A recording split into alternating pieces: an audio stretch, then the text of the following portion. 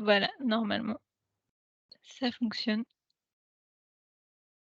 Ce webinaire est présenté par Eline et moi-même, qui sommes toutes 2 expertes à l'Académie des experts en mobilité active. Tous les documents qu'on va vous projeter aujourd'hui, donc notre présentation ainsi que les présentations de nos 3 intervenantes, vous seront envoyés après le webinaire. Hem Et on vous enverra également dans les prochains jours, donc le lien vers, l'enregistrement YouTube ainsi qu'une demande d'évaluation du webinaire pour recueillir votre avis.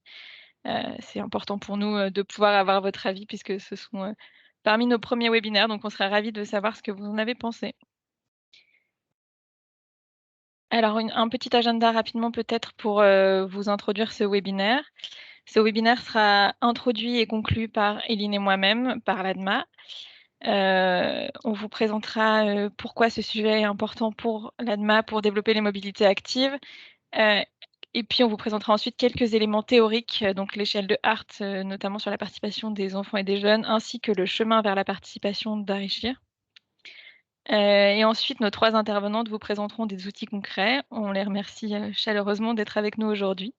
Elles nous parleront de leur vision de la participation des enfants au projet de mobilité active et vous présenteront des outils, des expériences, des retours d'expérience.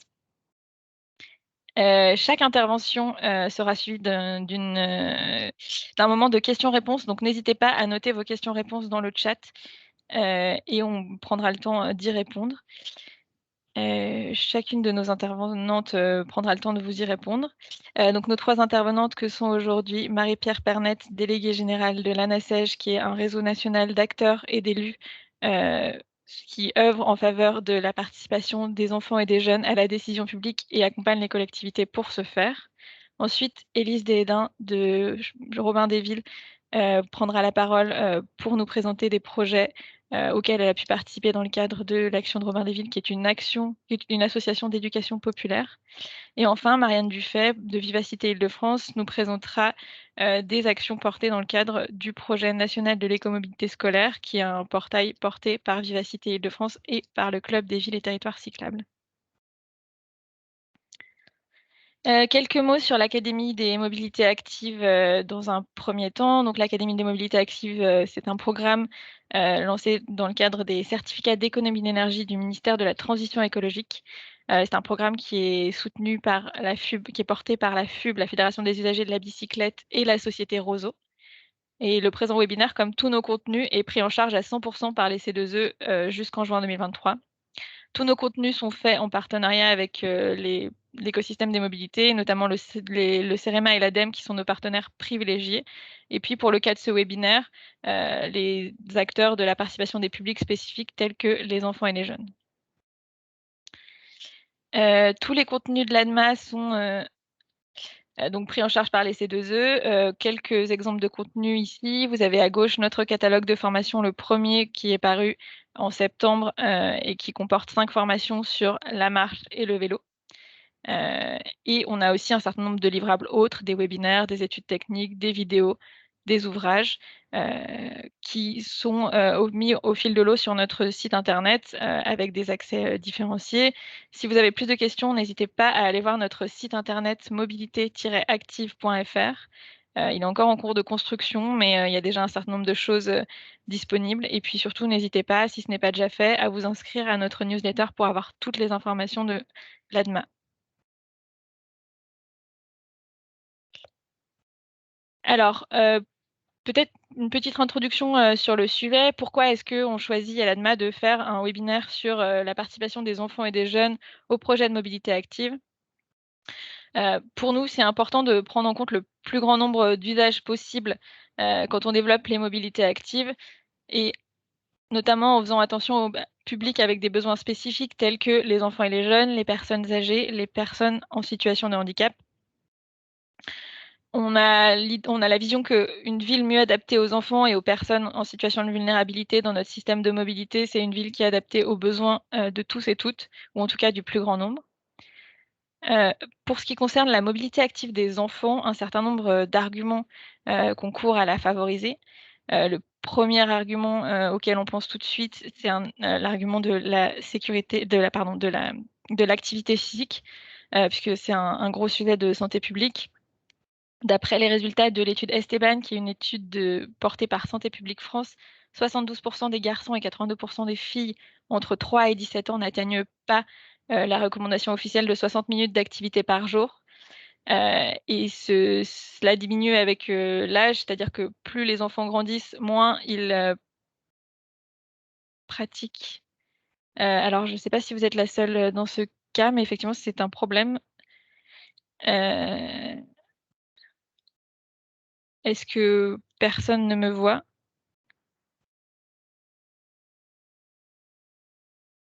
Bonjour, alors je sais pas ce qui se passe.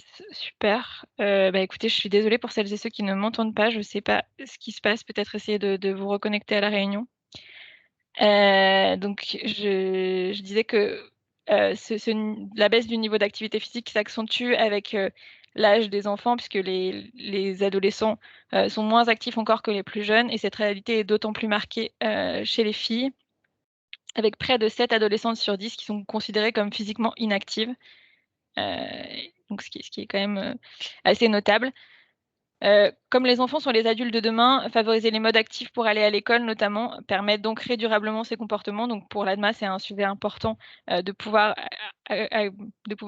s'intéresser dès le plus jeune âge au changement de comportement.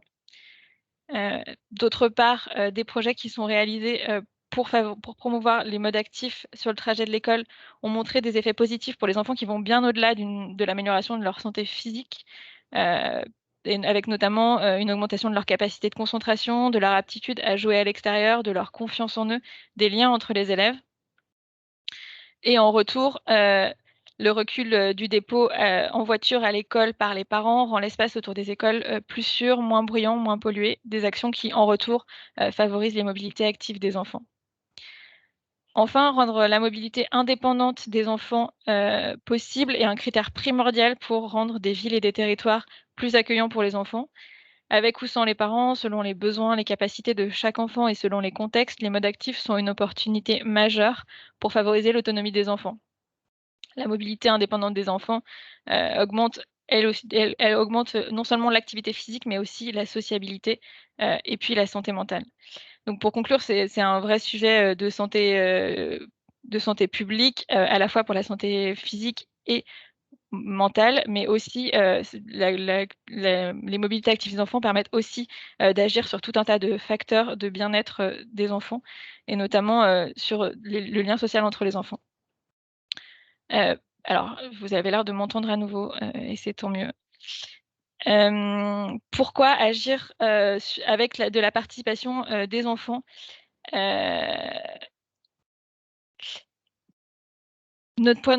Pour nous, la participation des enfants est importante parce que ce sont les principaux concernés par leur mobilité. Ils ont une expertise d'usage sur la manière dont ils se déplacent, sur leur territoire. Ils ont une certaine connaissance de leur territoire. Et ils ont une vision qui est plus juste que celle des adultes de leur mobilité et de leurs besoins, tout simplement parce que quand on fait 1,20 m, on est plus conscient de ce qui se passe à ce niveau-là qu'un adulte, et notamment on est plus confronté aux problématiques de pollution alors même qu'on a des poumons plus petits, par exemple. Donc l'idée, c'est vraiment qu'ils ont une connaissance d'usage de leur déplacement, de leur territoire. Ça permet également d'améliorer l'acceptabilité des projets, non seulement par les enfants, mais aussi par leurs parents.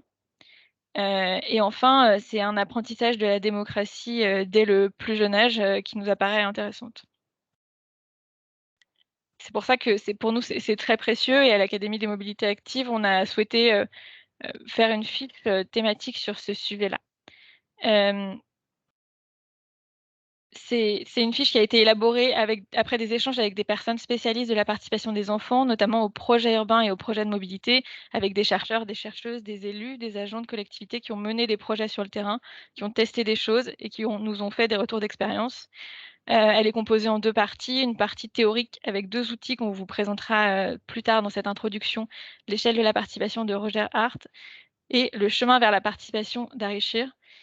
Et puis une partie pratique avec des exemples français et des exemples internationaux. qu'on va vous présenter brièvement, mais qui seront approfondies dans la fiche. Pour ce webinaire, on a choisi de privilégier les présentations de nos intervenantes et la qualité des échanges avec vous, les participants. Nous n'allons pas rentrer dans les détails de la fiche, mais on va vous présenter quelques petits éléments. Et pour ce faire, je vais laisser la parole à ma collègue Éline.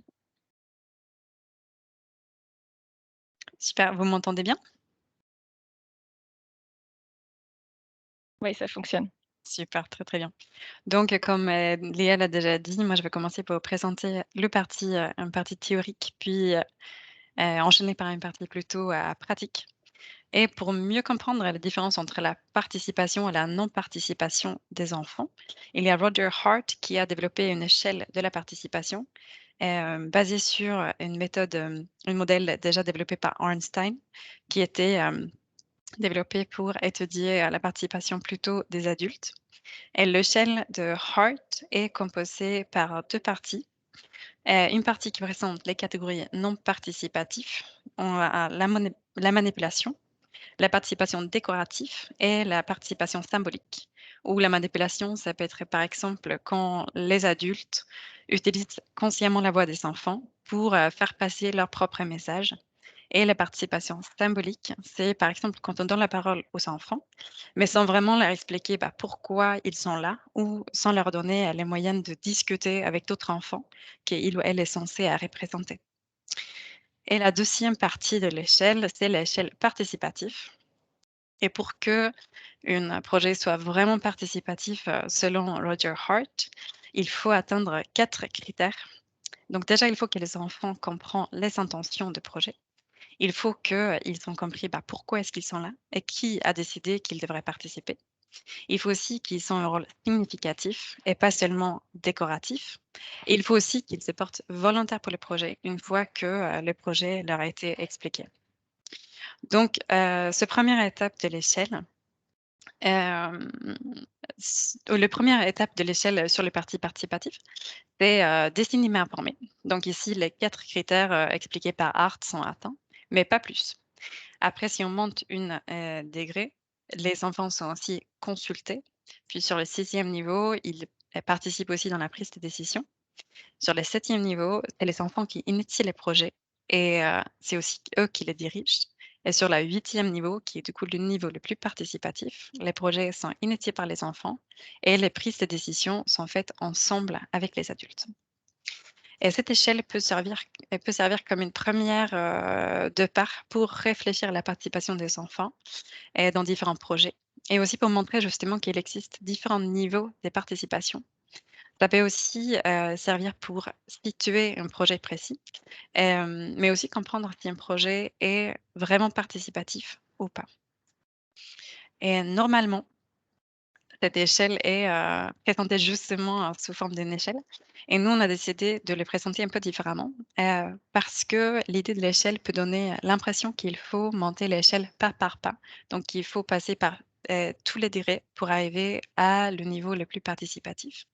Cela, c'est pas vraiment le cas. Et l'idée de l'échelle peut aussi, ou a souvent été critiquée aussi parce que ça donne l'impression que le niveau le plus participatif, du coup le 8e niveau, ça c'est l'objectif ultime, dans tous les projets.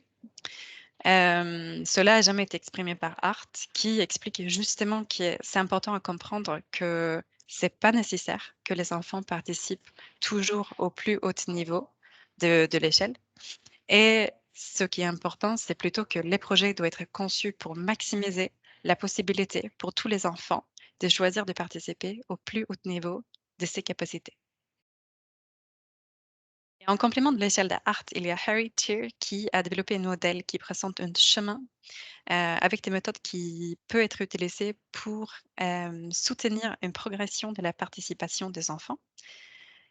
Et ce modèle exclut les parties non participatives et est construit par 5 niveaux de participation des enfants. Donc le premier niveau, c'est juste en bas où on voit le début. Et là, les enfants sont écoutés. Et puis on monte le chemin, le plus les enfants, participent. Donc le 5e niveau, là, les enfants partagent le pouvoir et la responsabilité décisionnelle. Il existe également dans ce modèle 3 degrés d'engagement des adultes.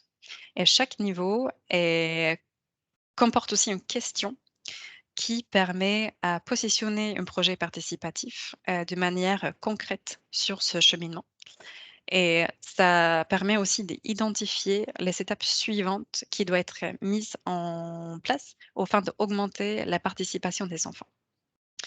Et encore fois, on va pas rentrer plus dans les détails et si jamais, c'est des sujets qui vous intéressent, on vous conseille de soit lire la fiche, mais on a aussi mis quelques liens dans le diapo pour que vous pouvez, aussi trouver plus d'informations là. Dans la deuxième partie de la fiche, on vous présente plusieurs exemples concrets qui a été réalisés, soit en France ou, ailleurs en Europe. Des projets de mobilité active où les enfants ont eu un rôle important, et qui ont beaucoup participé. Et dans la fiche, on va aussi vous mettre tous les liens pour les projets et aussi des contacts si vous voulez savoir plus. Et on va commencer par visiter le nord de la Suède, où la ville de Umeå a initié un projet avec l'objectif de motiver plus des enfants, de se transporter à pied et à vélo pour se rendre à l'école. Et le projet a été porté par 2 chercheuses qui en co-construction, avec un groupe d'enfants, mais aussi des parents et enseignants, et construit le projet utilisant des techniques de gamification. Et gamification peut faire parfois en français être traduite en ludification, mais l'idée, c'est vraiment qu'on utilise, des mécanismes de jeu, souvent des jeux vidéo, dans des contextes à l'extérieur de jeux. Donc par exemple, dans les contextes scolaires. Et c'est efficace pour motiver des enfants, mais aussi pour, les faire collaborer. Et le deuxième exemple, c'est, dans la ville de Gand, en Belgique, où la ville a mis en place une stratégie d'association des enfants sur le long terme, à la fois, sur la politique publique de façon transversale, mais aussi dans des projets plus spécifiques, comme on voit aussi, sur l'image dans l'écran.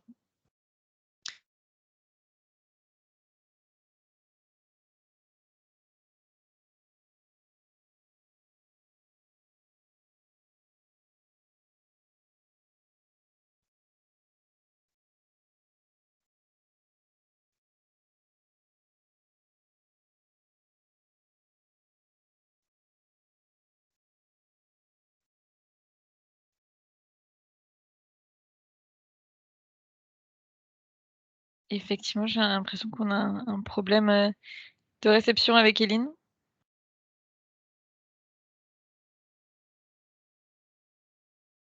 Peut-être qu'il y a eu un problème, internet de son côté. Ouais.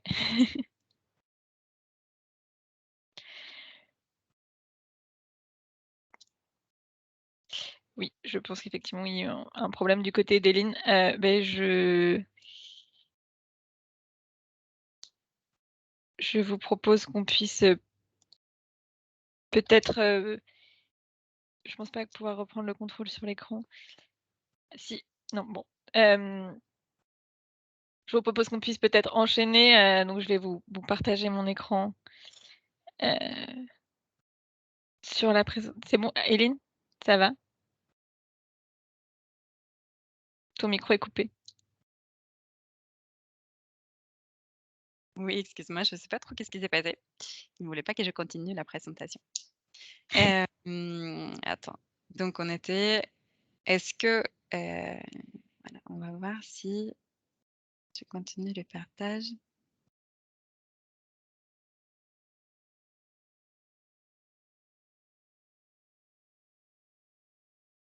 Là, du coup, est-ce que vous voyez, l'image de Danemark?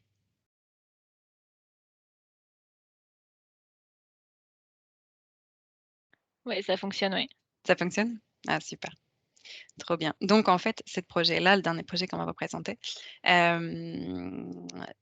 dans ce projet, les enfants a été donné le rôle d'experts en mobilité, justement pour améliorer la cyclabilité et la marchabilité autour de leurs écoles. Et la méthode qui a été utilisée, fait participer les enfants déjà dans le diagnostic des projets et les enfants ont aussi la possibilité d'ensuite proposer des solutions, pour du coup résoudre les problématiques qui a été identifiées. Ces solutions sont ensuite testées sous forme, temporaire, puis évaluées et si jamais les solutions ont bien fonctionné, il peut même être pérennisé, qui est arrivé dans plusieurs projets, de ce type au Danemark. Et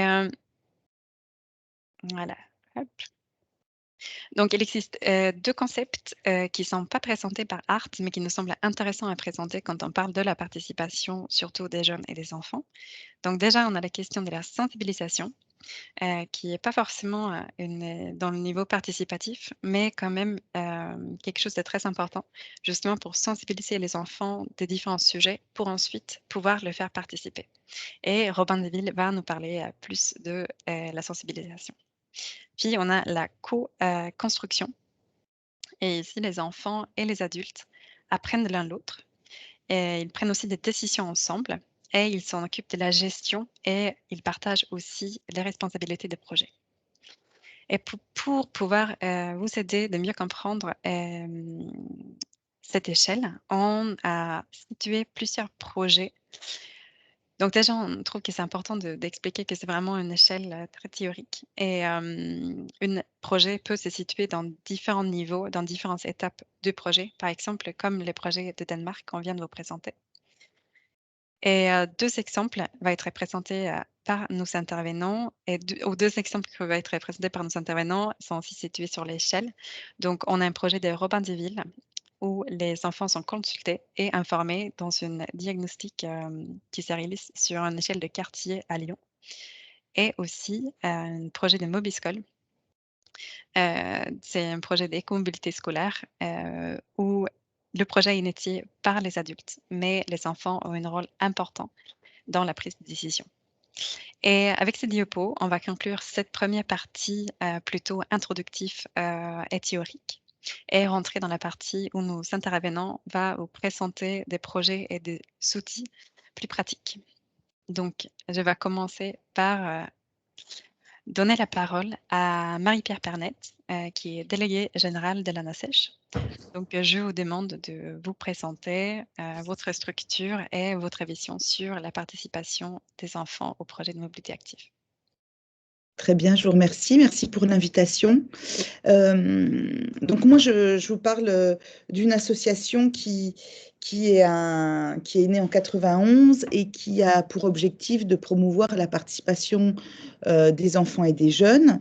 Dès le départ, ne s'est pas contenté de faire du plaidoyer et de dire qu'il fallait le faire, mais qui a fait le constat que pour développer la participation, la renforcer, il fallait aussi accompagner ceux qui la mettaient en place et en les formant et en les faisant se rencontrer et en faisant rencontrer tous les acteurs de cette participation, à savoir les élus, les professionnels et les enfants et les jeunes eux-mêmes. On est né en 91, c'est pas un hasard. Il y avait 2 associations auparavant, mais surtout, on est né dans la mouvance de la naissance de la Convention internationale des droits de l'enfant, hein, qui a été ratifiée par la France et qui établit le droit à la participation. Donc, si pour les adultes aujourd'hui, c'est un choix de faire participer les enfants et les jeunes, encore, en tout cas pour les enfants et les jeunes, c'est un droit. Donc, on ne parle pas d'expérimentation, on parle bien d'un droit qu'ils devraient pouvoir s'exercer, qu'ils devraient pouvoir exercer. Et il est vrai que ce n'est pas toujours le cas. En tout cas, ce n'est pas possible pour tous et toutes. Et nous, on est là pour faire en sorte de renforcer ce droit et le permettre. Aujourd'hui, on a 540 collectivités territoriales à nos côtés, 17 associations de jeunesse d'éducation populaire, mais pas seulement, puisque la participation des enfants et des jeunes, ça intéresse toutes sortes d'associations, puisqu'on est bien sur une question de transversalité des sujets, hein, tel que c'est écrit dans la Convention des droits de l'enfant.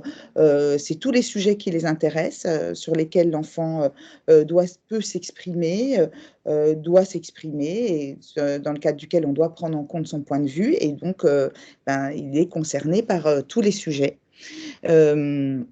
Et puis, effectivement, dès le départ, on travaille aussi avec les jeunes eux-mêmes, puisque cette affaire-là, on ne peut pas la faire évoluer sans eux.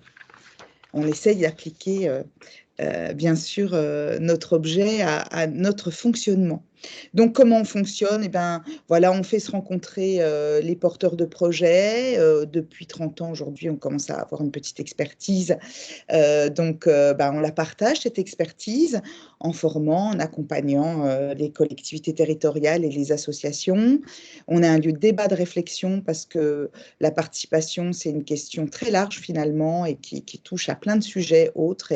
Et voilà, on en débat en tout cas. Et puis forcément, on est un centre ressources et puis un espace de plaidoyer parce qu'il y a encore beaucoup à faire sur ces questions-là.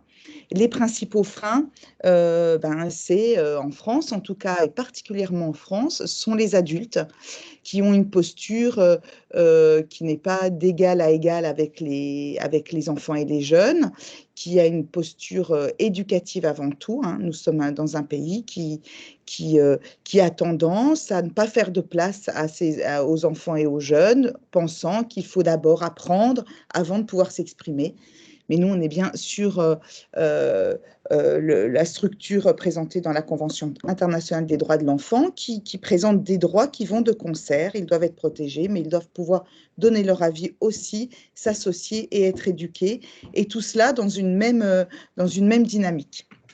Alors aujourd'hui, la participation des jeunes en France et même ailleurs, hein, puisque il y a des démarches de participation partout dans le monde, dans tous les pays, hein, personne n'y échappe. Aujourd'hui en France, c'est vraiment la plus ancienne forme, c'est le Conseil d'enfants et de jeunes. Hein, mais derrière tout ça, nous, on a l'habitude de dire qu'il y a 50 nuances de conseils parce qu'il y a plein de formes différentes. La loi, il n'y a pas eu de loi qui cadre vraiment la participation des enfants et des jeunes, ce qui fait qu'il y a beaucoup d'expériences, d'expérimentations, donc en plus ou moins souple, plus ou moins copié du fonctionnement de la démocratie représentative. Aujourd'hui, on va vers plus de souplesse avec des formes multiples pour toucher tous et tous, hein, puisque l'important, c'est de pouvoir permettre aux enfants et aux jeunes de s'exprimer et la forme conseil n'est pas la plus adaptée pour tous et toutes. Toutes les collectivités se sont lancées dans cette aventure, toute forme d'association, je vous l'avais dit. Donc, on trouve des dispositifs et des démarches de participation au milieu rural, urbain, à tous les échelons de collectivités, du village à la région, en passant par l'interco.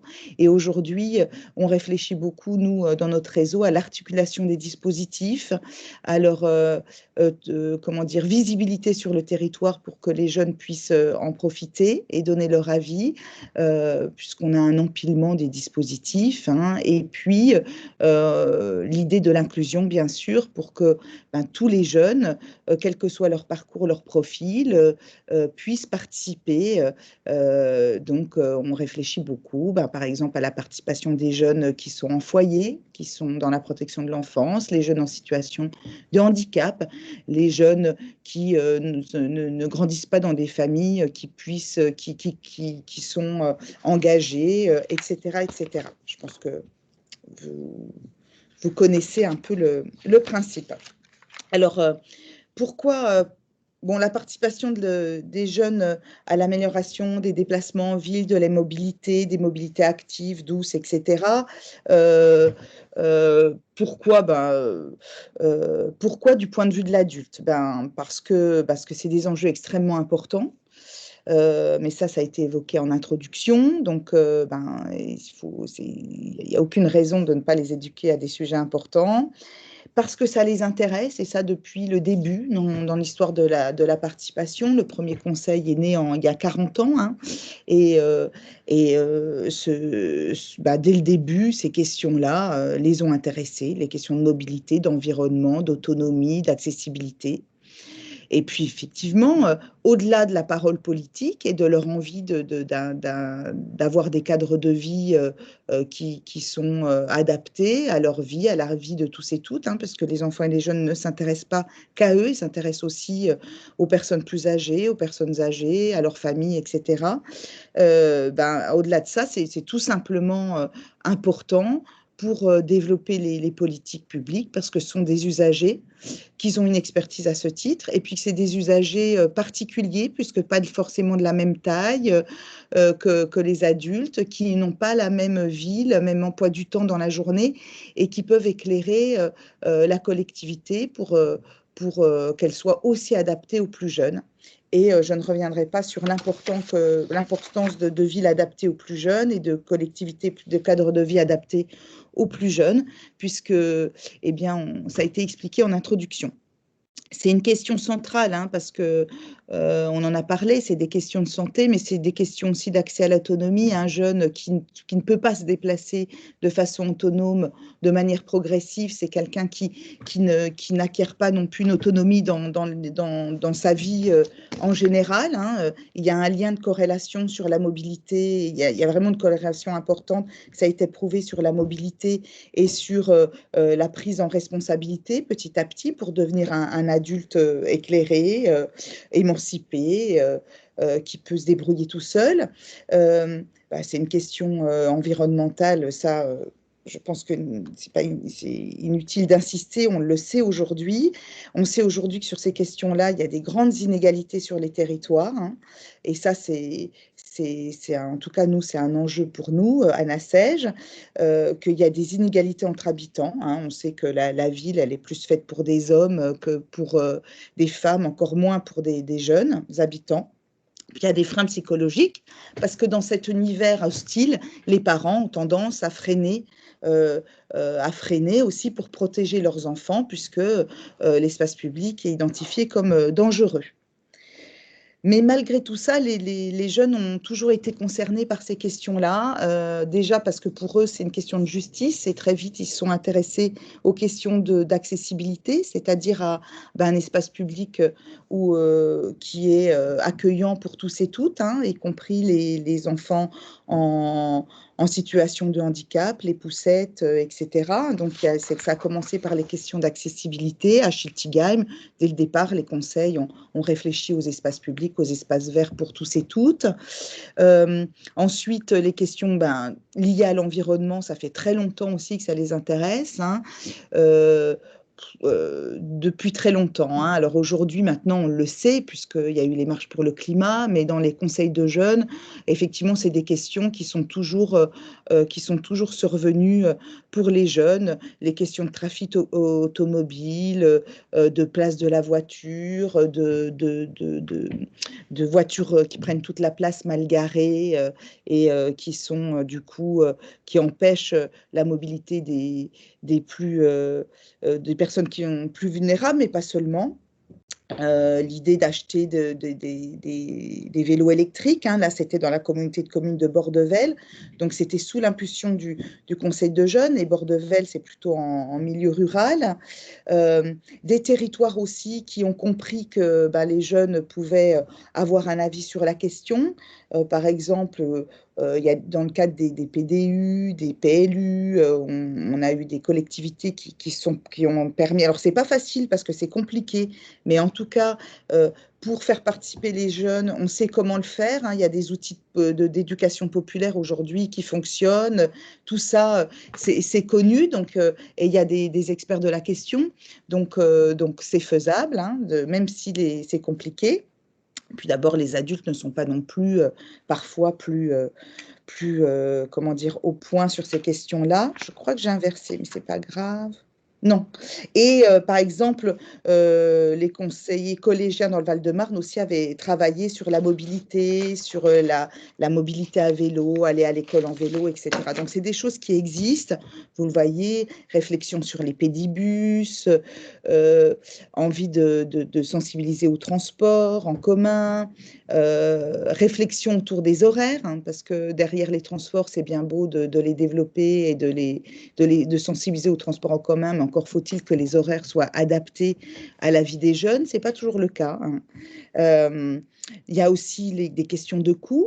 Par exemple, personne ne sait, mais la carte Navigo dézonée, c'est venu du Conseil régional des jeunes, qui a considéré que pour pouvoir que les jeunes habitants franciliens, eh bien, il était nécessaire qu'ils puissent pouvoir se développer sur toute la région de façon plus facile. Alors, ce n'est pas des transports gratuits, mais en tout cas, il y a la possibilité, avec un prix unique, de pouvoir aller dans toutes les zones, c'est-à-dire de pouvoir aller dans tout le territoire francilien. Ensuite, dans le Limousin, un travail sur le TER. Et puis, plus récemment, 2 exemples sur lesquels je voudrais vous faire un petit zoom, parce que je les trouve plutôt intéressants, et puis ça va vous donner un peu l'idée de comment ça fonctionne dans ces espaces de participation. À Hermont, par exemple, un constat, une envie de se déplacer tout seul, hein, parce que quand on est jeune, on a envie de pouvoir se déplacer sans les parents. On a envie de rencontrer les copains, et puis aussi on a cette envie d'aller à l'école. Souvent, ça vient des enfants, hein, et les parents freinent, se disent: «Oh là là, c'est dangereux, pas tout de suite». Il y a quand même une envie de liberté.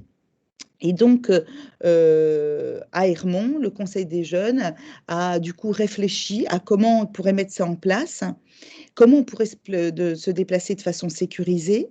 Et donc, du coup, ils ont identifié les parcours sur la ville qui l'étaient. Il se trouve que dans cette collectivité, il y avait des ruelles, il y a quand même dans une collectivité des rues qui sont plus sécurisées, où il y a moins de passages.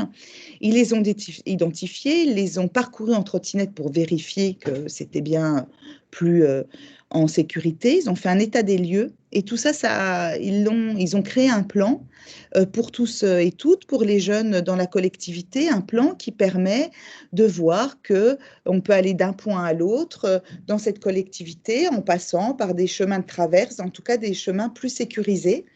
Et avec ce plan, ils ont fait connaître ce plan aux enfants qui étaient dans les centres de loisirs de la ville, par un jeu de piste, pour leur faire découvrir effectivement que pour aller à un point B, il y avait des chemins qui permettaient de le faire de façon indépendante, en sécurité, même quand on était plus jeune. Et pour finir, en réfléchissant à toutes ces questions-là, ils sont allés vers l'idée d'une réflexion sur la pratique du vélo, sur la sensibilisation à la pratique du vélo, à l'apprentissage du vélo, et montrer qu'aussi on pouvait faire du tourisme en vélo. Voilà leur partage. Et puis un autre exemple aussi, alors là c'est dans l'autre sens, là c'est venu des jeunes. Cette idée-là, c'est une expression des jeunes. Et puis il y a aussi, je vais vous parler rapidement de l'expression d'une ville qui se tourne vers les plus jeunes, la ville de Lille, qui a eu il y a quelques années, en fait, il y a eu une information qui a tourné, et que les habitants se sont rendus compte que Lille était aussi polluée, voire plus polluée que Paris à certains moments. Et donc, du coup, la collectivité s'est tournée vers ses habitants pour leur demander leur avis, parce qu'ils se sont aperçus que, voilà, il y avait une prise de conscience, donc une crainte, donc il fallait travailler avec eux pour aller vers une ville moins polluée, plus agréable à vivre. Et naturellement, il y a un conseil d'enfants depuis très longtemps à Lille, et bien sûr, ils n'ont pas oublié le panel des enfants sur ces questions-là. Donc, il y a eu un panel d'enfants au même titre que des adultes qui ont travaillé ces questions-là. Le conseil des jeunes, des enfants, qui est composé de 170 enfants, a aussi été questionné, hein, parce que c'était une émanation, le panel, mais ils ont questionné l'ensemble des conseillers, qui se sont eux-mêmes tournés vers leurs camarades. Et puis, il y a eu une rencontre des panels adultes et jeunes adultes et enfants, oui, et jeunes, qui ont travaillé ensemble, et puis ensuite une présentation à la maire. Et par exemple, ce sont les enfants qui ont demandé que les villes passent à 30 km/h, en identifiant pour eux une marge de progrès. Et c'est finalement eux qui ont convaincu la collectivité. Alors bien sûr, c'est toujours dans les tuyaux, mais en tout cas, c'est eux qui ont porté cette préconisation. Depuis, la ville est à 30. Je vous invite à aller sur notre site internet. Et puis peut-être que ça se trouve autrement, mais il y a eu un reportage, il y a un extrait sur notre site des enfants qui présentent leur projet à Martine Aubry. Et c'est intéressant, vous voyez à quel point, sur ces questions, ils peuvent être ils sont innovants, ils sont intéressants, ils sont motivés et convaincus et militants. Et donc, je terminerai par là, ce serait vraiment dommage, au-delà du droit qu'on doit quand même, en tant qu'adulte, permettre la vie du droit, quoi, permettre l'existence, la pratique des droits. Au-delà de ça, ce serait bien dommage de s'en priver sur ces questions-là, parce que vraiment, ils sont davantage concernés et très éclairants. Voilà. Je vous remercie. Merci beaucoup, Marie-Pierre. Je crois qu'on n'a pas de questions dans le chat. Donc, si c'est bon pour vous, si vous n'avez pas de questions, je vous propose qu'on passe à l'intervention suivante d'Élise Deshédins. Merci beaucoup, Marie-Pierre. Élise, vous êtes chargée de mission à l'association Robin des Villes, qui est une association d'éducation populaire. Est-ce que vous pourriez vous présenter, s'il vous plaît, présenter votre association? Oui, je vais le présenter en montrant le PPT. Oui, ce sera plus simple. C'est prévu. Alors, je vous donne une seconde de schmick-blick. Alors, hop, est-ce que vous voyez bien mon écran? Oui, ça fonctionne. Ouais. Ouais, dites-moi si je dépasse et tout, parce que comme je ne vous vois pas, effectivement, un peu compliqué. Du coup, bonjour à tous et à toutes. Je me présente, je m'appelle Élise Deshédins et effectivement, je suis chargée de mission au Robin des Villes. Alors, Robin des Villes, qu'est-ce que c'est? On a beaucoup moins d'ampleur que la structure précédemment présentée. Nous, Robin, on est seulement, même si c'est peut-être pas bon de les présenter comme ça, mais on est une association d'éducation populaire qui travaille sur Lyon. Notre territoire d'action, c'est surtout la ville de Lyon et la métropole de Lyon. Peut-être que vous nous avez connus sur Marseille et Paris, mais aujourd'hui, la structure s'est recentralisée sur son antenne lyonnaise. Et en fait, nous, notre mission, notre raison d'être, c'est de mettre en lien, de pouvoir… du coup, on milite pour une ville partagée, écologique, agréable, accessible à tous et à toutes, et bien sûr inventée par ses habitants. Et voilà, notre mission, c'est de mettre en lien, de vulgariser les savoirs dans l'urbain en vue de pouvoir faire participer le plus grand monde dans la fabrique de la ville. C'est-à-dire qu'on part du constat que la fabrique de la ville, c'est-à-dire les décisions politiques qui sont prises pour l'aménagement des territoires, sont prises en vase clos le plus souvent entre les élus et les techniciens.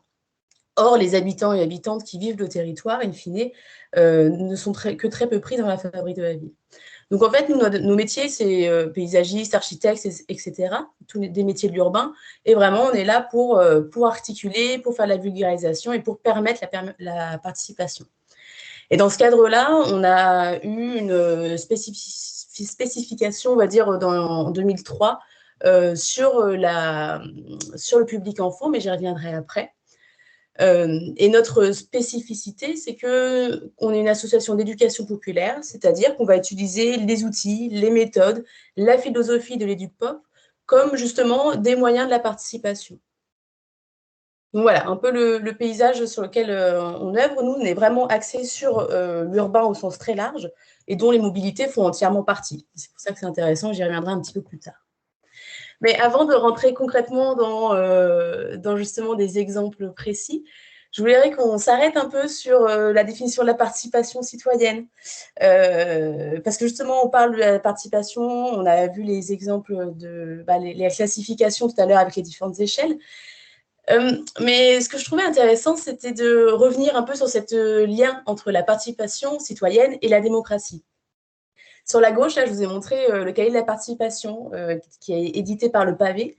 Le Pavé, c'est une scope qui, il me semble, est nantaise et qui est très orientée éducation populaire et que je vous recommande fortement parce que c'est très, très intéressant, très bien documenté, ce lien entre démocratie et participation. Et un peu l'idée qui est sous-jacente à cette participation citoyenne, c'est que la démocratie, c'est forcément l'expression de conflits, d'oppositions, d'avoir des différents points de vue, différentes légitimités. Et Paul Ricoeur, qui est un philosophe, le décrit très bien dans cette citation. Il dit que est démocratique une société qui se reconnaît divisée, c'est-à-dire traversée par des contradictions d'intérêts, et qui se fixe comme modalité d'associer à part égale chaque citoyen et citoyenne pour l'expression, l'analyse et la mise en délibération de ces contradictions en vue d'arriver à un arbitrage. J'aime beaucoup cette citation, j'aime beaucoup cette définition de la démocratie, parce que justement, cette première phrase est démocratique, une société qui se reconnaît divisée. C'est très bon à entendre, je trouve, surtout en ces périodes de préélection électorale, de préélection présidentielle, avec cette idée que le conflit, c'est l'essence même de la démocratie. Et comment on fait exprimer ces conflits-là? C'est par, bien sûr, le vote, mais également la lutte, l'expression des opinions, une presse indépendante, etc. Mais aussi, un des outils d'expression de ces conflits et du coup de la démocratie, c'est la participation active dans les projets. Et ce qui est intéressant, c'est que dans cette démocratie, effectivement, il n'y a pas que des adultes, il y a des enfants. Bien sûr, les enfants ne sont pas considérés comme officiellement citoyens, parce que la citoyenneté, c'est une définition très restrictive en termes d'âge, en termes de nationalité. Néanmoins, on leur demande, dans tous les programmes scolaires, dans les politiques publiques liées à la jeunesse, d'être déjà des citoyens en devenir. Et nous, au Robin, on considère que les enfants sont d'ores et déjà des acteurs à part entière de la ville, parce qu'on justement, on revendique ce droit à la vie qui est un droit pour tous et toutes. Et ce qui est particulièrement intéressant avec le public enfant, et comme vous l'avez décrit juste avant, c'est que pour participer, il faut quand même accompagner, il faut comprendre pour participer. Et ça, c'est un peu notre vocation au Robin, c'est d'accompagner justement la compréhension. Donc, dans un premier temps, un peu, nous, notre méthode, ce qu'on fait, c'est l'information, dans un premier temps, pour sensibiliser. C'est important pour moi de différencier l'information, informer et sensibiliser. Souvent, c'est un peu un mot qu'on pense synonyme, qu'on met les deux en même temps, etc. Cependant, pour moi, la grande différence entre information et sensibilisation, c'est que l'information, c'est la première, c'est donner de l'information, et sensibiliser, c'est pouvoir avoir un point de vue critique sur cette information, la comprendre et avoir un point de vue critique. Action sensibiliser, conscientiser, de rendre sensible, compréhensif, attentif à quelque chose pour lequel on ne manifeste pas d'intérêt auparavant. Voilà, ça je vous conseille aussi, je ne sais pas si vous connaissez le dictionnaire Dicopart, le dictionnaire de la participation citoyenne qui est très intéressant. L'infrastructure est vraiment super mal faite, on passe des heures à trouver un mot. Néanmoins, les définitions sont vraiment très intéressantes. Et donc, comment on fait pour, donner de l'information et deux, sensibiliser des enfants? Là, je vous ai mis un peu des exemples. C'est de la rencontre d'acteurs, c'est de la compréhension des enjeux urbains, c'est de la lecture de cartes. C'est vraiment l'idée de comprendre les enjeux liés à un territoire, liés à des transformations à venir. Monter en compétences permettra ensuite, on l'espère, de pouvoir faire en sorte que les enfants puissent participer de façon plus efficace. Un peu, je voulais faire un petit focus sur les jeux pédagogiques. On en parlait tout à l'heure de ludification. C'est exactement ça. Et je vous conseille d'aller voir le catalogue de la ville en jeu, qui est porté par la Compagnie des rêves urbains, qui est une structure marseillaise. Et j'ai fait une petite recherche dedans. Et il y a beaucoup de jeux qui portent sur les questions de mobilité. Voilà, par exemple, le jeu Tramway en vue, là, qui est en bas à gauche, qui est un jeu qui est jouable plutôt par des adolescents, pour le coup, et qui permet de sensibiliser aux différents enjeux en lien à l'installation, à la construction d'un tramway dans une ville. Donc voilà, parler de mobilité, c'est possible avec les enfants, avec les jeunes, par notamment des outils ludiques, comme les jeux de société. Après cette première montée en compétences par l'information et la sensibilisation, c'est-à-dire la compréhension des publics des enjeux, on peut passer à la participation. Et c'est drôle parce qu'on a discuté un peu de ce que ça voulait dire participation et on l'a vu, c'est souvent dit dans nos métiers, c'est-à-dire que la participation, le terme participation, c'est un mot fourre-tout. C'est-à-dire qu'en France, on a eu du mal à s'arrêter sur une définition de ce que c'est la participation et c'est-à-dire de quel degré d'implication des parties prenantes il y a derrière ce terme-là. Donc aujourd'hui, je vais vous parler un peu de la participation, parfois symbolique, et je le mets bien entre parenthèses parce que c'est important, en vue de monter en compétences. Et je trouvais ça intéressant, on m'avait transféré, du coup, on a cité tout à l'heure Robert Hart, qui disait que la confiance et les compétences nécessaires à la participation s'acquièrent progressivement par la pratique. Je trouvais ça très intéressant, cette citation, parce que déjà, il y a le mot confiance, qui est très important, je trouve, quand on parle aux enfants, des enfants, et que cette idée de répétition permet d'avoir justement une mise en pratique derrière. Là, par exemple, une participation symbolique que nous, on accompagne parfois au Robin, C'est, voilà, l'idée, c'est par exemple, là, on est sur un parvis d'un collège à Saint-Fond, dans la métropole lyonnaise. Un pari est créé devant le collège, et ben, on va demander aux enfants de venir, après avoir été sensibilisés, après avoir rencontré les métiers du chantier, etc., de venir, pourquoi pas, planter justement les strates basses devant le collège. Voilà, là, on est bien sur la participation symbolique, c'est-à-dire que ici, ce n'est pas les enfants qui ont décidé de mettre en place ces plantes-là, ce n'est pas les enfants qui ont décidé qu'il y a un parvis qui sera créé, ça, c'est bien le cas. Néanmoins, les futurs collégiens, puisque c'est des écoliers, plus exactement derrière, il y a une école, le bâtiment que vous voyez derrière, c'est une école, et ben, ils sont associés, d'un point de vue symbolique, à la plantation, à la création de ces futurs espaces-là. Donc là, on était plutôt sur la participation symbolique, et on va essayer de lever un petit peu plus haut et aller sur plus de la concertation, pour faire valoir l'expertise d'usage. Ça, je vais sauter, c'est pas très intéressant. Là, tout à l'heure, du coup, on se place sur l'échelle, le niveau 5 de la consultation, c'est-à-dire que les enfants sont consultés, ils ont eu une première phase de sensibilisation, mais ce n'est pas eux qui ont le dernier mot, on va dire ça comme ça pour simplifier. Et du coup, c'est un projet que je voulais venir un petit peu plus en détail parce qu'il est en lien directement avec notre question des mobilités actives. C'est un projet qui a été mis en cadre dans le cadre d'une concertation, dans le cadre d'une rénovation urbaine à Mermoz-Pinel, dans le 8e arrondissement de Lyon. Grosse rénovation urbaine. Et bien sûr, dans cette rénovation urbaine, il y a une école qui est impactée, c'est l'école Louis Pasteur. Et un projet a été mené pendant 1 an sur la ville à hauteur d'enfants. Et donc, comment on s'est dit, comment faire participer les enfants à ce processus qui est vraiment de long terme, dans le cadre d'un renouvellement urbain. Et là, on était sur une classe de CM1, CM2. Donc, ce qu'on s'est dit, c'était qu'on allait travailler avec les enfants sur la réalisation d'un diagnostic. On l'a dit tout à l'heure, les enfants ont une expertise d'usage. C'est de très bons connaisseurs de leur quartier. Et du coup, on s'est dit, voilà, eux, ils vont pouvoir justement aller travailler sur là, on les voit sur la largeur des trottoirs, sur le sentiment de sécurité ou d'insécurité, quels sont les éléments constitutifs de leur bien-être, de leur mal-être dans le quartier, etc. Vraiment venir montrer la vision des enfants sur leur espace actuel. On a également travaillé sur les stratégies individuelles de déplacement, c'est-à-dire la question de mobilité scolaire, des déplacements domicile-école. Voilà, donc il s'avérait que dans ce quartier, 100% des écoles, des enfants venaient à pied. Donc voilà, on a travaillé sur le cheminement. Est-ce qu'il y aurait possibilité de mettre en place un pédibus ou des marquages au sol pour permettre justement d'inciter la mobilité, etc. Et toutes ces préconisations-là, on les a fait remonter du coup pour qu'elles puissent alimenter le cahier de concertation dans le cadre du projet urbain. Voilà, un peu un exemple de ce qui est possible de faire. Néanmoins, là-dessus, un peu les prérequis pour travailler avec les enfants, et je viens directement à la dernière point de ma slide, c'est bien sûr, parce que ça me fait penser à ça, ces temporalités urbaines sont souvent très différentes des temporalités scolaires et voire des temporalités des enfants. On doit souvent gérer des convenus ou peut-être pas de la tristesse, mais voilà, d'être un peu des enfants ou des enseignants qui ne comprennent pas très bien pourquoi on fait participer les enfants aujourd'hui sur des projets urbains, alors que le projet urbain va arriver en 2030-2035.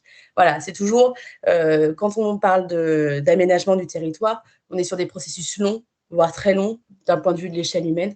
Donc, il y a toujours cette question de frustration des jeunes. Voilà. Néanmoins, ça ne veut pas dire qu'il ne faut pas travailler avec eux. Bien sûr, dépasser la considération des enfants, c'est-à-dire ceux qui ne savent pas, des gens qui sont inouïs, c'est-à-dire qui ne sont pas audibles et que c'est tellement incroyable de les entendre qu'on est inouï de les entendre. Il faut bien rappeler que les enfants ont une expertise d'usage et qu'ils sont légitimes et qui ne sont pas que légitimes sur les écoles, sur les parcs de jeux, mais ils sont légitimes sur l'entièreté de l'aménagement du territoire. Pour moi, c'est important de ne pas cantonner les enfants aux espaces dédiés pour les enfants, parce qu'en fait, ils sont des utilisateurs quotidiens de la ville. Donc, parler de mobilité avec des enfants, pour moi, ça a complètement son sens. Intégrer les notions de genre et d'âge dans les réflexions. Ça, en tant qu'aménageur, on a une responsabilité sur les aménagements qu'on laisse en termes justement d'occupation de l'espace filles-garçons qui est extrêmement genré, on va pas se mentir. Il y avait des travaux des livres Ebo qui disaient que dans le cadre des politiques publiques en lien avec les pratiques sportives et sportives et de loisirs, sur 4 € de dépenses publiques dépensées, 3 revient in fine à des pratiques pour les garçons, city-stade, basket, boulodrome, contre 1 € pour les pratiques sportives pour les filles. Et que c'est à partir de la 6e, du coup à 12 ans, que les filles décrochent de l'espace public, c'est-à-dire qu'elles disparaissent du jour au lendemain. C'est un peu caricatural, mais c'est pour bien montrer que les aménagements doivent être pris en compte, les politiques publiques doivent prendre en compte ces questions de genre. Enfin, bien sûr, hein, pour participer, mais ça, je ne vous apprends rien, il faut créer les conditions favorables, donner envie, aller là où les enfants sont, dans les écoles, le périscolaire, les parcs, les jardins, les city-stades, il faut aller chercher toujours. Avoir recours à des médiums entre les enfants et les professionnels, avoir des outils. C'est pas facile de travailler avec les enfants, on va pas se mentir. Certains trouvent que c'est plus compliqué de travailler avec des adultes. Il faut se doter d'outils, d'être formé, avoir un intérêt pour ça. C'est pas un public sur lequel on va la fleur au fusil, il faut vraiment pouvoir aussi avoir les compétences derrière. Puis moi, c'était plus pour vous poser peut-être une question un peu à la fin, c'est on parle des jeunes, et je trouve qu'il y a toujours cette question, cette ambiguïté dans les jeunes, qui est un terme très générique, sur lequel on entend enfant et aussi adolescent. Et moi, la question de l'adolescence, on commence un peu à la traiter au Robin des Villes, en se disant qu'en fait, aujourd'hui, les enfants, on en parle beaucoup et partout. Il y a les rues aux enfants, il y a la végétalisation, des cours d'école et des crèches. Il y a plein de choses qui sont en faveur des enfants. Alors que les adolescents, qui ont souvent 4-5 années de plus, voilà, tout au moins, sont toujours une figure qui reste quelque chose d'assez, et même voire très négatif. La bande de jeunes, l'adolescent, même c'est au masculin, une construction sociale à part entière, dont on veut justement évincer des villes, le plus souvent, ou des espaces, parce qu'ils squattent, etc. Donc il y a toute cette tension, moi je trouve, dans le terme jeune, qui est à questionner. De qui on parle? Est-ce qu'on parle des enfants qui ont un capital de sympathie très important? C'est des petits pandas, quoi. Mais juste après, dès qu'ils commencent à être boutonneux, on n'en voit plus de nos villes. Donc voilà, c'est aussi ces questions-là. Et je pense que les autres participants ont aussi plus de billes pour travailler sur ce public de jeunes ados. Voilà, j'en ai fini pour ma présentation. Merci beaucoup, Élise. On va pouvoir prendre peut-être quelques questions. Alors, Cédric Boussu, je vous demande, sur Mermoz, vous avez travaillé sur des cartes en salle ou bien en allant avec eux dans la rue, puisqu'ils se demandent à partir de quel âge ils peuvent se projeter sur une carte? Alors, pour se projeter sur une carte, on a fait les deux, toujours faire les deux. Un premier temps d'apprentissage de lecture de cartes, c'est savoir reconnaître les points que les enfants connaissent. Elle est où l'école, la maison, le parc, etc. Puis après, on commence à comprendre la carte, comprendre le nord, les échelles. Et après, bien sûr, on va dehors, ou même avant, hein, ça dépend dans quel cadre. Mais il faut toujours conjuguer les deux. Et puis, il y a carte et carte, il y a plein de cartes différentes, photos aériennes, plans de transport, etc. Donc, on peut varier les choses. Et ce qui est très intéressant sur les cartes, c'est que c'est dans le programme scolaire. Donc, en fait, très clairement, derrière, l'enseignant et l'enseignante peut venir aider, travailler sur l'échelle, etc. À partir de quel niveau on commence à travailler sur la carte? Moi, je dirais CE2 sans aborder la question d'échelle. Et à partir du CM2, vous pouvez commencer à aller sur la notion d'échelle, parce qu'ils le voient en géographie.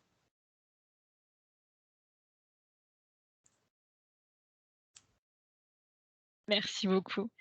On peut peut-être prendre juste une autre question sur la question de l'âge, qui était déjà revenue en début de webinaire. À quel âge s'arrête le critère enfant, se demande David Pignot. Pour la participation d'adultes, on parle de PMR, de femmes, de profession, puis un public d'enfants. Il faudrait des enfants de 2, de 3, de 4 ans pour être représentatifs. Justement, moi, c'est la question que je posais. Alors, on avait regardé dans le dictionnaire, en fait, la notion d'adolescent que j'ai soulevée. En fait, c'est une catégorie purement sociologique. C'est-à-dire qu'aujourd'hui, l'âge adolescent n'existe pas. En sociologie, on la place à partir de la puberté jusqu'à la majorité. Donc, en fait, c'est extrêmement social comme question. Donc, en soi, le critère enfant irait de 0 à 18. Et encore, vous savez que la majorité, c'est complètement quelque chose aussi de fictif, complètement social pour le coup. Donc, moi, je n'ai pas de réponse sur le critère enfant. Et justement, moi, ma dernière question, c'était pour dire justement qu'aujourd'hui, le public adolescent, souvent, voilà, est assez rejeté de la fabrique de la ville, des processus de participation. C'est toujours compliqué de travailler avec eux. Les cadres de leurs espaces qui leur sont dédiés, city-stade, collège, lycée, etc., sont aussi souvent à re-questionner dans la fabrique de nos espaces.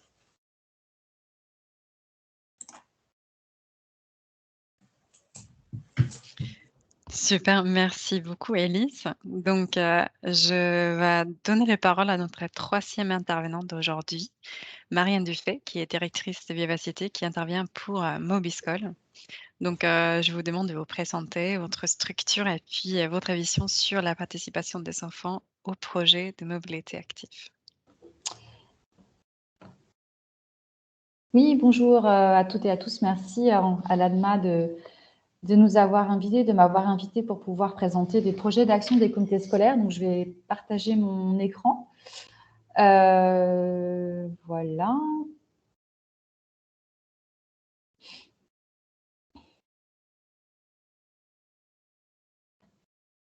Ce n'est pas bon. Est-ce que vous voyez? Oui, c'est bon, on voit bien votre écran. C'est bon. Du coup, donc moi, je suis Marianne Dufay, je suis directrice de l'association Vivacité, qui est un réseau d'éducation pour une vie durable. Et entre autres qui porte en fait avec le Club des villes et territoires cyclables la dynamique Mobiscol, donc une dynamique nationale. Je remercie Elise pour sa présentation parce que je me suis tout à fait retrouvée dans ses propos, puisque Vivacité est aussi une association d'éducation populaire. Et du coup, je reviendrai tout à l'heure. Et voilà, on a beaucoup de pratiques en commun. Alors, justement, Vivacité Île-de-France, donc nous, on est basé en Île-de-France. Pourquoi on s'est aujourd'hui plus intéressé à les comités scolaires et l'avoir porté au niveau national, c'est que tout simplement, depuis quasiment la création de Vivacité, donc Vivacité est née en 99, depuis 2002 environ, en fait, on a été interpellé par la reine Île-de-France, puisqu'on était repéré comme un acteur qui s'intéressait aux problématiques de la ville, aux sujets plus liés au cadre urbain, pour pouvoir développer des actions, des projets, des outils sur la mobilité en direction du jeune public. Ce qui nous a amené à créer notre premier outil qui est le kit Je Métro Transport, qui est encore un outil qu'on cite et qu'on utilise beaucoup. Et petit à petit, on est monté en compétence sur ces sujets-là. On a fait partie assez rapidement du réseau partenaire pour l'écomobilité de l'école à l'université, donc qui était le réseau régional sur les comités scolaires, les Roses Enfants, donc aujourd'hui porté par 4 associations dont la NACEJ et Vivacité. Et suite à l'extinction du réseau francilien sur les comités scolaires, on a souhaité porter avec le Club des villes et territoires cyclables, qui était l'un de nos partenaires, le sujet au niveau national. Puisque le Club des villes et territoires cyclables, en fait, est une association qui accompagne les collectivités, élus et services pour leur politique cyclable et qui avait déjà en fait un certain nombre de collectivités engagées dans des démarches des comités scolaires et souhaitait monter en force sur justement cibler plus particulièrement le public jeune, dans cette optique aussi de développer la culture mobilité dès le plus jeune âge. Donc, c'est quelque chose qu'on défend beaucoup, en fait, dans les comobilités scolaires, puisqu'on se rend compte, pour avoir travaillé sur le sujet depuis longtemps, que la mobilité, c'est vraiment des changements de pratiques qui sont difficiles à faire évoluer une fois adulte dans notre domaine de l'éducation, l'environnement, le développement durable dans lequel on œuvre. On se rend compte que c'est vraiment une thématique qui est compliquée, puisqu'il y a plein de critères qui rentrent en compte. Et du coup, avec le Club des vérités territoires cyclables, on s'est dit qu'il fallait vraiment qu'on promeut beaucoup plus cette approche et de travailler plus en direction des jeunes publics. Rapidement, Mobiscol, donc c'est un portail, en fait, c'est une dynamique nationale donc, qui s'est appuyée dans un premier temps sur un portail dont l'objectif était de rendre accessibles toutes les ressources, parce qu'en fait, il y a énormément de choses qui existent. Les comités scolaires, ce n'est pas un sujet nouveau, mais qui revient un peu devant de la scène, mais l'idée, c'était vraiment de rendre accessibles toutes les ressources. Du coup, on a créé ce portail avec cet outil de veille. Donc, vous voyez du coup les différentes rubriques. Et puis, pour animer cette communauté, partager les retours d'expérience, montrer un petit peu ce qui se passe sur le terrain, on anime un programme d'action. On essaye aussi de faire quelques formations. Et le dernier outil qu'on a créé cette année, c'est cette cartographie qui permet à la fois de montrer le quantitatif et le qualitatif, à savoir que ce n'est pas simplement épingler des acteurs qui agissent, mais vraiment de montrer leurs actions. Donc, si vous-même, vous réalisez des actions sur les comités scolaires, n'hésitez pas à vous connecter. Donc, c'est un outil open source. Vous pouvez facilement remplir le formulaire et puis être référencé sur cette carte. Donc, moi, particulièrement, je vais vous parler d'un projet pour un peu illustrer tout ce qui a été présenté par Élise et Marie-Pierre, avec une approche peut-être plus, on va dire, méthodologique. C'était volontaire de ma part, c'était pour être complémentaire. Donc, un projet qui s'appelle Les chemins de l'école Lucie Aubrac de Champigny-sur-Marne. Donc, c'est un projet qui a été accompagné dans le cadre de l'ancien réseau francilien sur les comités scolaires, mais que je trouvais intéressant parce que il a permis vraiment à la fois de permettre la participation des enfants et de donner du sens en fait à cette participation. Du coup, pour donner quelques éléments de contexte en fait, qui est très important à comprendre dans un projet de mobilité déjà et des comités scolaires, c'est que le collège donc, du quartier a dû être déménagé dans le cadre d'un projet renouvellement urbain en fait de ce quartier des 4 cités. Il y a un certain nombre de projets urbains, enfin on va dire de travaux et de nouvel équipement et d'amélioration en fait du cadre de vie qui était prévu, et du coup ce déplacement avec la construction d'un nouveau collège, donc qui changeait, qui a perturbé énormément la carte scolaire puisque les trajets des élèves allaient être particulièrement augmentés, et notamment sur des trajets qu'ils ne connaissaient pas et des trajets assez dangereux sur le plan de la sécurité routière. Donc, ce transfert, en fait, la crainte qui a provoqué ce projet-là, donc qui a été initié par la municipalité de Champigny-sur-Marne, l'objectif, c'était vraiment d'éviter que des phénomènes d'utilisation de la voiture individuelle ne se généralisent, et surtout de favoriser la sécurité des déplacements des élèves et de continuer à ce qu'ils puissent se déplacer de manière active. Donc, ce projet, en fait, a donné lieu à plusieurs objectifs, en tout cas sur le plan pédagogique. L'idée, c'est vraiment de s'emparer de ce contexte-là pour faire de la sensibilisation à la mobilité durable, de comprendre aussi dans l'évolution de leur quartier, puisque du coup, il y avait un certain nombre de choses qui allaient changer liées au projet urbain, de favoriser ces déplacements domicile-collège. Donc, juste, j'ai oublié de vous donner un peu la définition des comités scolaires, mais je pense que vous en doutez. L'idée, c'est vraiment d'accompagner les adultes, les enfants, les établissements scolaires pour faire en sorte que les jeunes et les enfants se déplacent entre leur domicile et leur établissement scolaire avec des modes actifs et éviter le déplacement en voiture individuelle. Du coup, l'idée, c'était aussi vraiment de renforcer cet aspect. Et donc, il y a 3 classes de CM2 de 2 écoles de cette carte scolaire qui ont participé, qui étaient les futurs usagers du collège. Donc, volontairement, on a choisi les CM2 puisque ils allaient rentrer en 6e. Et une classe avec un enseignant d'art plastique. Donc, c'est vraiment une démarche globale, ce qui est vraiment caractéristique de les comités scolaires. On travaille à la fois sur la sensibilisation, sur les changements de pratique, sur cette fameuse culture mobilité, à la fois sur l'infrastructure et à la fois sur le diagnostic qui est partagé entre adultes et enfants, jusqu'à la réalisation d'aménagements. Donc, le diagnostic qui a été réalisé, donc ça a été un gros travail et en comité scolaire, et c'est là où vraiment on s'appuie sur les outils d'éducation populaire.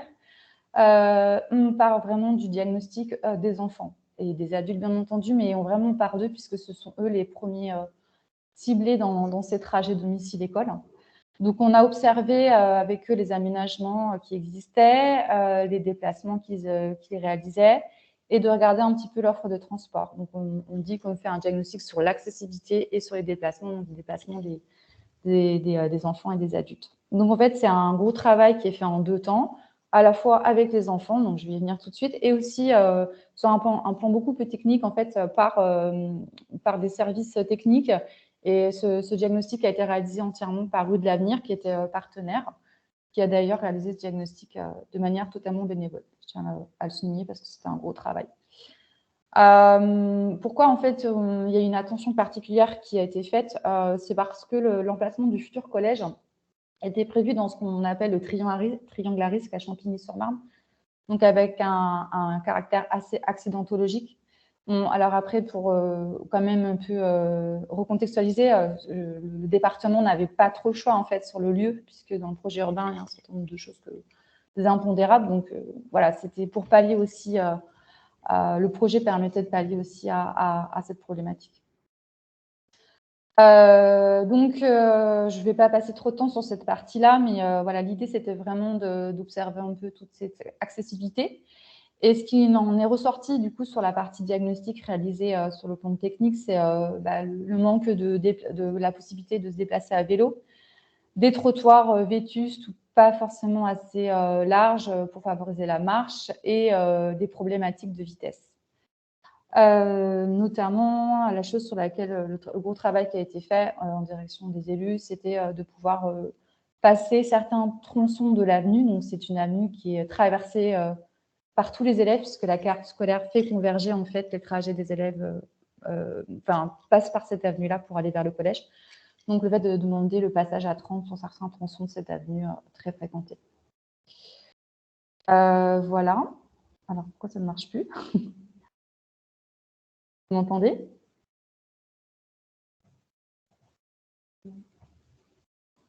Oui, on vous Oui. entend, oui. Alors, j'ai un problème avec mon PowerPoint. Ah, c'est bon. Ah, Je ne sais pas ce que c'est Là, passé. ça change. ça fonctionne. J'ai eu un moment de solitude. Alors, là, donc, je ne sais pas, vous m'arrêtez si je suis un peu trop longue. Donc, la partie du diagnostic qui a été faite dans ce qu'on appelle un diagnostic sensible, hein, puisque les élèves ne sont pas des urbanistes. Hein. On part vraiment de leur pratique et de leur ressenti. On les a fait, pareil, travailler, réfléchir sur les mêmes axes que je vous ai présentés. Mais là, l'idée, c'est vraiment qu'ils fassent remonter leur ressenti par rapport à leur déplacement. Du coup, ils se sont exprimés par le dessin, par des échanges au moment de l'arrivée en classe. Donc, forcément, c'est un travail très fort en collaboration avec les enseignants. Et puis, ils ont travaillé sur un carnet mobilité. J'ai un problème. Ils ont travaillé, en fait, sur un carnet mobilité. Donc, il y a un outil, en fait, où on leur demande de remonter tous les jours, pendant une semaine, en fait, le trajet qu'ils ont effectué, comment et avec qui. Donc, ça permet de voir un petit peu quel mode de déplacement ils ont utilisé. Et donc, le constat est un petit peu attendu, c'est qu'ils utilisent beaucoup la marche. L'idée, c'était vraiment de conforter ce mode pour leur nouveau trajet vers un nouveau collège. Ce qu'ils ont fait remonter dans le ressenti, c'est la sécurité et l'impossibilité de pouvoir utiliser le vélo. Donc, il y avait une attente, en fait, des enfants de pouvoir utiliser le vélo, surtout que leur trajet était allait être particulièrement rallongé, mais impossibilité d'utiliser le vélo dans la ville de Champigny.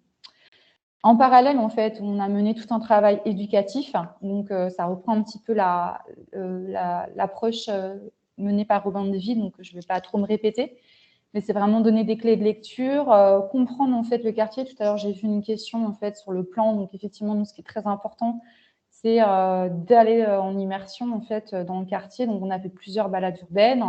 Voilà, pour apprendre à se repérer, identifier les points de sécurité et apprendre à lire un plan. Donc, c'est au programme du cycle 3, donc CM1, CM2. Ils doivent apprendre à lire un plan et ils ont une notion sur ma ville, mon quartier, enfin une notion d'échelle, de territoire qui est abordée en CM1, CM2. Donc, ce qui était très important, en fait, l'objectif de cette partie pédagogique, c'est qu'après les différentes balades urbaines qu'on a pu faire avec eux, c'est qu'ils identifient en fait les trajets qui leur semblaient les plus adaptés par rapport à aller vers ce futur collège. Donc, en fait, on a tracé à la fin 3 chemins qui leur semblaient les plus adéquats par rapport à leur futur déplacement. Donc, voilà, là, ça reprend un petit peu tout ce qu'on a fait. Donc, je ne vais pas détailler. Ce qu'on a réalisé, ce qui est important, c'est qu'à l'issue de ce travail pédagogique, on a produit une restitution. Donc, c'est très important pour plein de raisons pédagogiques, parce que ça permet de formaliser les acquis, enfin de synthétiser. de valoriser leur travail aussi, puisqu'ils ont été très acteurs dans le projet. Et puis, bien entendu, de le repartager aux autres enfants, aux autres adultes. Et surtout, tout cela a été exposé, en fait, lors d'un temps fort à l'ancien collège, au moment des inscriptions des élèves. Donc, en fait, les familles qui sont venues inscrire leurs élèves ont pu voir l'exposition qui avait été réalisée grâce au projet, à l'issue de ce projet-là. Juste vous parler de l'implication du collège qui a été plutôt plus ponctuelle, on va dire, moins forte. C'est du coup l'enseignant d'art plastique qui a souhaité donc formaliser les 3 tracés travaillés par les élèves de CM2 par l'installation, je vais y arriver, de silhouettes en fait dans l'espace public. Après, le souci, c'est que ces silhouettes-là n'étaient pas durables. En fait, ils sont restés 6 mois à peu près. Et on a cherché en fait à avoir du financement pour installer du mobilier pérenne, mais ça n'a pas été fait. Voilà, il y a eu un manque peut-être de volonté de pérenniser ces silhouettes.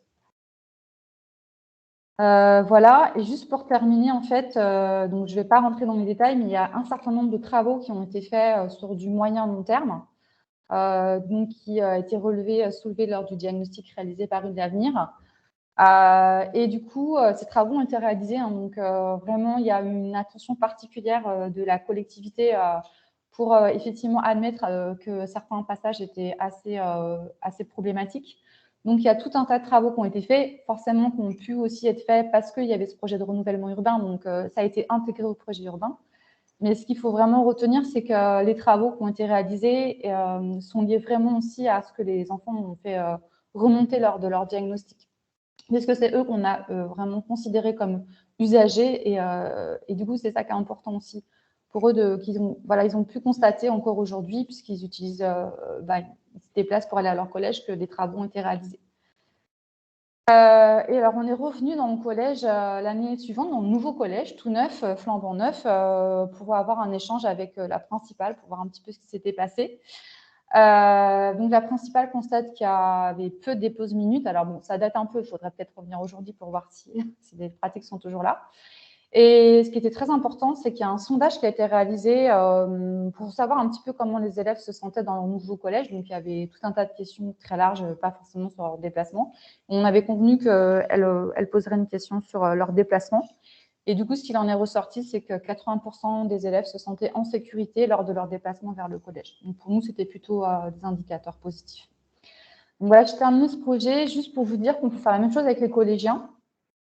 Voilà, donc, et on peut faire un travail assez qualitatif aussi sur leur représentation, puisque du coup, on a travaillé avec eux sur des photos et sur une cartographie qui permettait d'identifier un peu tous les points d'attention. Donc, je ne vais pas pouvoir vous développer ce projet, mais en tout cas, je vous enverrai les liens ressources. C'était juste pour vous dire qu'on peut travailler avec les maternelles, avec les primaires, avec les collégiens, avec toutes les tranches d'âge. Il n'y a pas, c'est juste des méthodes pédagogiques qui s'adaptent à eux, mais voilà, il n'y a pas de limite d'âge dans un sens que dans l'autre. Voilà, je vous remercie beaucoup.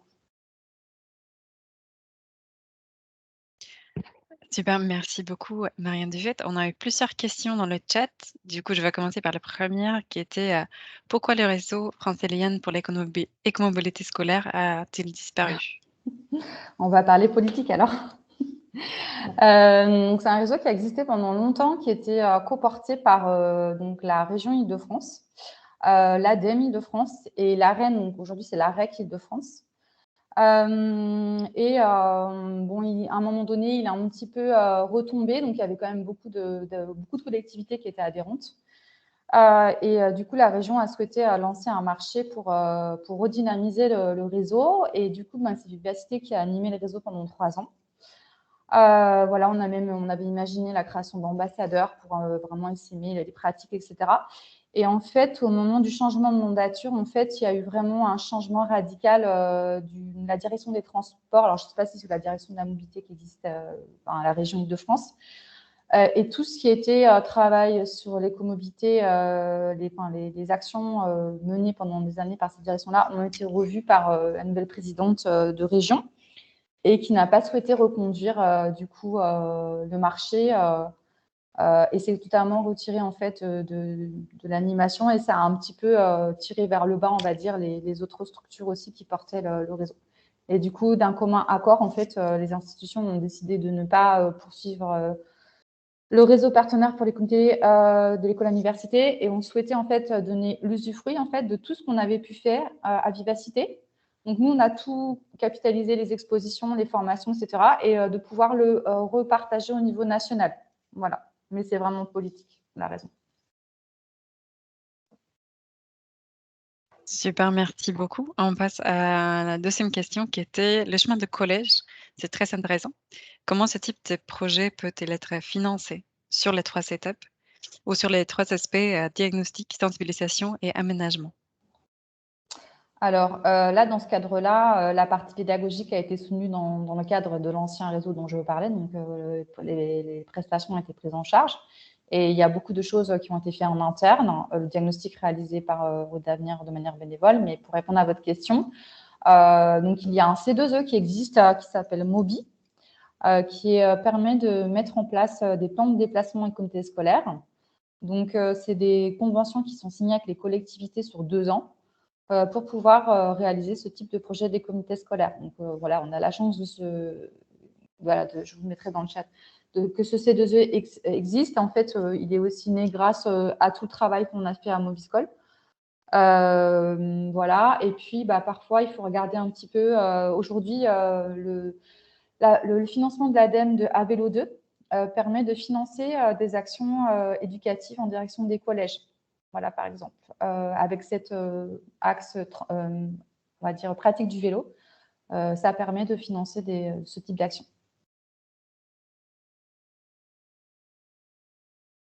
Super, merci beaucoup et on a du coup aussi mis le lien de Mobi dans le chat. Merci. Et du coup, les projets, que vous avez présentés, est-ce que, ils se réalisent pendant le temps scolaire ou à l'extérieur? En fait, ils se réalisent dans le cadre de la classe, bien entendu, mais comme je l'expliquais, en fait, ce qui est très important quand on fait des projets sur la mobilité, c'est vraiment d'être en immersion. Donc, alors après, forcément, ça demande une organisation avec les enseignants, d'avoir les bons accompagnateurs, l'autorisation, etc. Nous, intervenants, on n'a pas le droit d'être seuls avec les enfants. Donc, forcément, ça demande toute une organisation, mais moi, je refuserais de faire un projet de comité scolaire si je ne peux pas aller dehors avec la classe.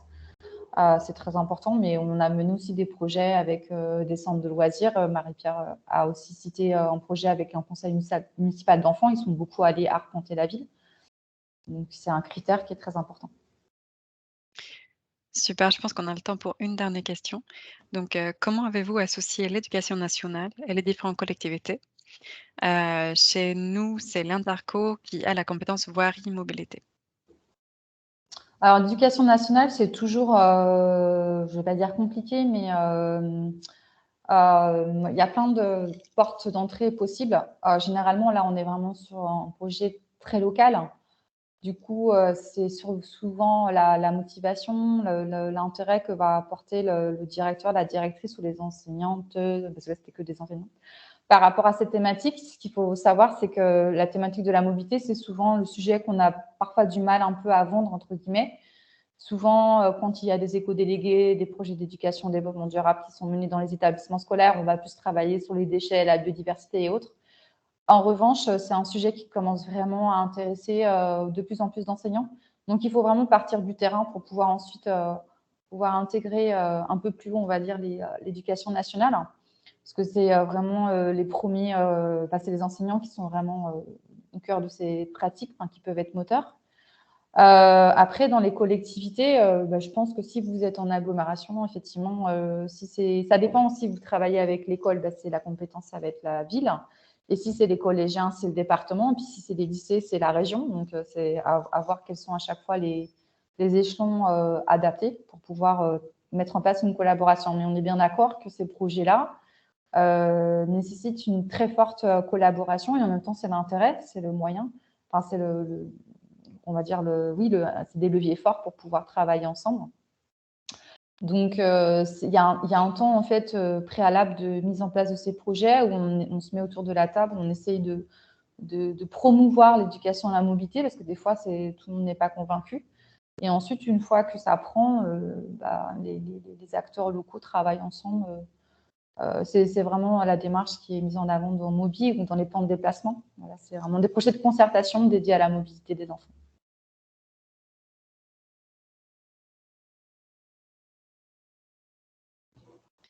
Super, merci beaucoup.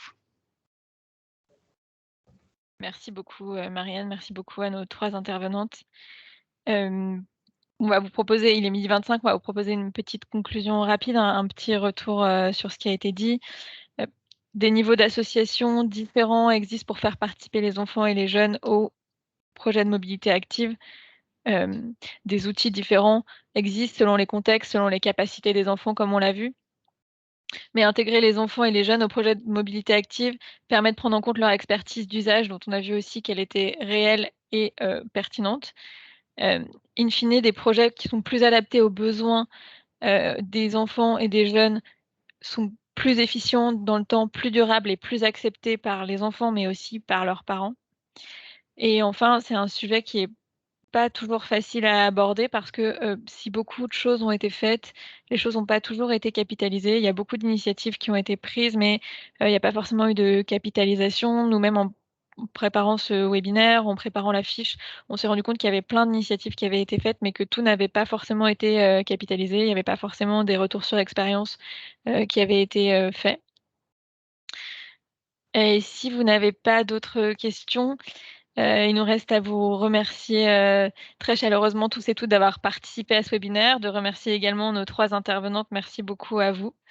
On vous enverra toutes les présentations par mail. On vous enverra évidemment aussi le lien vers l'enregistrement YouTube de ce webinaire.